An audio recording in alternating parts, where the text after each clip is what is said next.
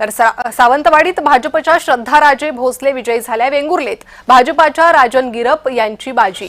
कणकवलीत शहर विकास आघाडीचे संदेश पारकर विजयी झाले। मालवणमध्ये शिवसेनेच्या ममता वराडकर विजयी झाल्या। विजयोत्सव साजरा करण्यात आलाय। वेंगुर्लेत भाजपचा विजय, कणकवली शहर विकास आघाडीचे संदेश पारकर विजयी झाले।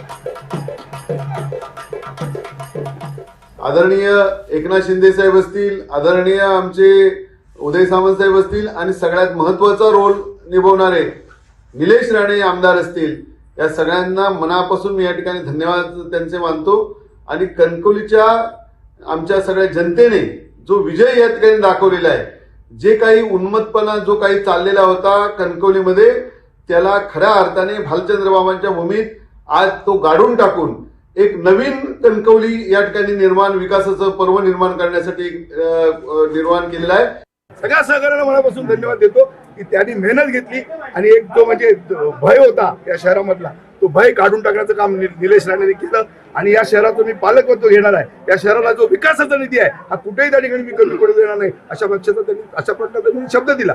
आणि या सगळ्यावर कुठेतरी कणकवलीतल्या जनतेनं म्हणजे शहर विकास आघाडीमध्ये जे जे पक्ष आहेत, शिंदे सेना असेल, शिवसेना असेल, वंचित बहुजन आघाडी असेल, मनसे असेल, आरपी असेल, या सगळ्यांनी जो खालीचा वाटा या सगळ्या रामाच्या सेतूमध्ये उचलला आणि म्हणून मला हे यश त्या ठिकाणी मिळालं।